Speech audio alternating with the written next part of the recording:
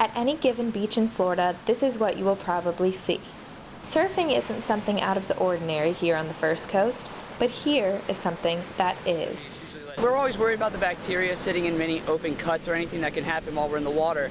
So we bring some rubbing alcohol along with us just to clean out the cuts and make sure everything dies in case there's something open. Chris Brown is a frequent surfer at the St. Augustine beaches, where you can find these signs. But where does the rubbing alcohol come from? Well, there's a few local guys around here who, they're a little older and they've seen St. Augustine and the water and the bacteria before, and they just gave us a little wives' tale, I guess you could say. So what exactly is this mysterious bacterium? Oyster beds, like these right here, have a lot to do with it, and it isn't a new thing. UNF biology professor Terry Ellis is pretty familiar with Vibrio vulnificus, the scientific name for this ocean dweller. It's a bacteria. It's a bacteria that lives in marine environments, so it likes salt water.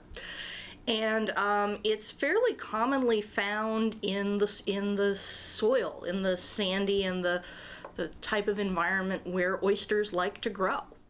Although Ellis says the easiest way to pick up the bug is by eating undercooked seafood, the surfers in St. Augustine are on the right track with their post-surf cleansing. I would say my main concern for something like this would be if you had a cut or some other type of abrasion or something on your skin that would allow the bacteria an easy way to get past the barrier that is your skin.